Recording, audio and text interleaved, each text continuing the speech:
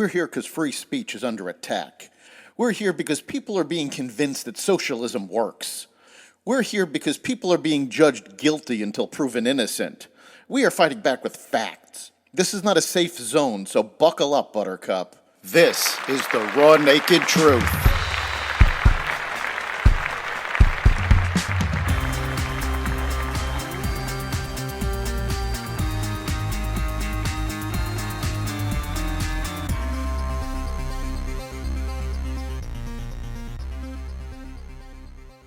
Optimism on Wall Street, border crossings, military attacks, and more. It's 2024. Welcome to the Raw Naked Truth. I'm your host, Eric Lopkin, and here's the news you need to know. A 7.5 magnitude earthquake shook part of central Japan on Monday, killing at least 48 people, toppling buildings, and knocking out power to tens of thousands of utility customers. Around 100,000 people were ordered to evacuate coastal areas as authorities issued tsunami alerts as far away as eastern Russia. Japan dispatched army personnel to help in rescue efforts.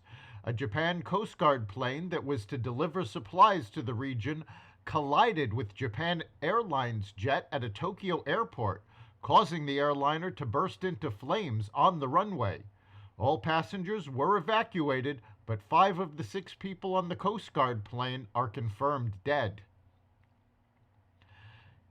Israel pulled tanks out of parts of Gaza City on Monday as the government announced a tactical change in its war against Hamas.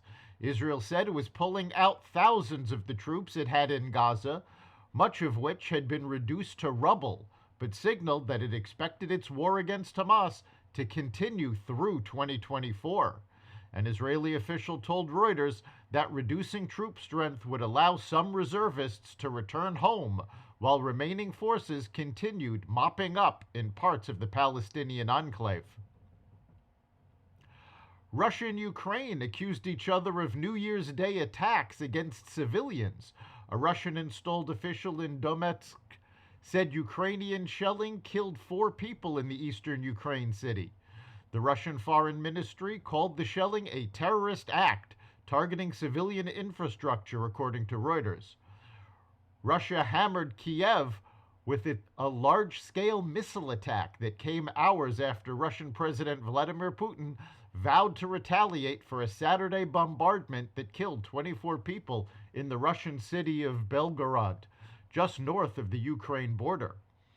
Local officials in several Ukrainian regions said Russian air attacks had damaged civilian areas and killed at least 1 person.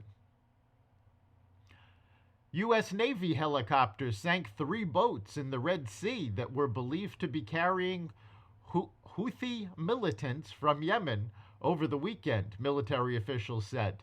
The helicopters exchanged fire with the boats after responding to a distress call from a Maersk container ship, the Singapore-flagged Hangzhou, that reported being attacked by 4 small boats.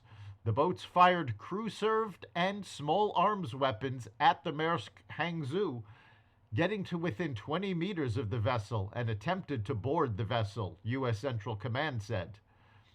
The Houthis, responsible for numerous Red Sea attacks since the start of the Israel-Hamas war, said they lost 10 fighters and warned that the U.S.'s dangerous behavior would have negative repercussions. An undergraduate member of Harvard's Honor Council believes University President Claudine Gay is getting off easy from her recent plagiarism allegations. The student, who remained anonymous, wrote an op-ed published in the Harvard Crimson student newspaper on Sunday. Gay is facing widespread accusations of anti-Semitism and plagiarism, but the university's board has declared it still supports her. I have served as a voting member of the Harvard College Honor Council, the body tasked with upholding the college's community standards of academic integrity, the student began. In my time on the council, I heard dozens of cases when students, my classmates, peers, and friends appear before the council. They are distraught. For most, it is the worst day of their college careers. For some, it is the worst day of their lives. They often cry.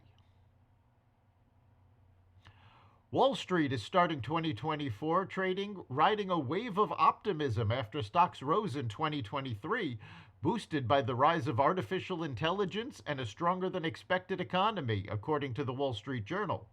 The Dow Jones Industrial Average pushed into record territory, and the S&P 500 came within 0.6% of a record high as inflation started to cool, fueling hopes that the Federal Reserve would soon lower interest rates after an aggressive campaign to increase borrowing costs to slow the economy and bring down inflation.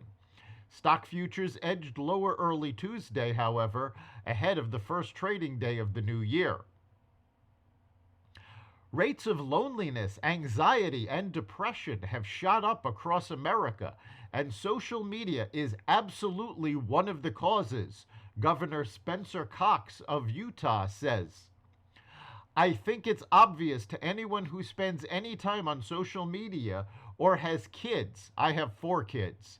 I've seen what's happened to them as they spend time on social media and their friends, that this is absolutely causing these terrible increases, these hockey stick-like increases that we are seeing in anxiety, depression, and self-harm amongst our youth. Cox, the chair of the National Governors Association, said. Legislation that Utah enacted earlier this year that would require social media users to verify their age in order to access their accounts, putting restrictions on when and how users under 18 could access social media sites, is currently facing legal challenges from a trade group that represents Meta, TikTok, and X. First Amendment advocates have also argued the law, which is to go into effect in 2024, infringes on free speech rights. North Korean dictator Kim Jong-un told his military leaders during a meeting on Sunday to mobilize the most powerful means to destroy South Korea and the U.S. if either country chooses to go to war, according to state media reports. Kim warned the leaders of the dangers of an armed confrontation that is quickly becoming a reality on the Korean peninsula. He blamed maneuvers by the U.S. and other enemies which would require North Korea to sharpen the sword to protect itself. If they chose military confrontation and set the fire, we must mobilize all the most powerful means to deal a crushing blow and completely destroy them. Kim was quoted as saying by the Korean Central News Agency. The U.S. southern border saw its highest rate of illegal migrant encounters last month, blowing away previous statistics. Sources with Customs and Border Patrol told Fox News Digital that migrant encounters hit a staggering 300,000 incidents in the last month of 2023, reaching a level thought unimaginable just years ago. Between December 1st and December 31st, more than 302,000 migrants were documented attempting to cross the U.S. southern border. It is the highest total for a single month ever recorded. It is also the first time migrant encounters have exceeded 300,000. This does not include the number of known gotaways. That's the Raw Naked Truth. You can catch every episode of The Raw Naked Truth at xvadio.com/podcasts, the Apple Podcasts app, Google Podcasts, Spotify, iHeartRadio, Audible, Amazon Music, and other platforms that respect freedom of speech. We'll see you next time.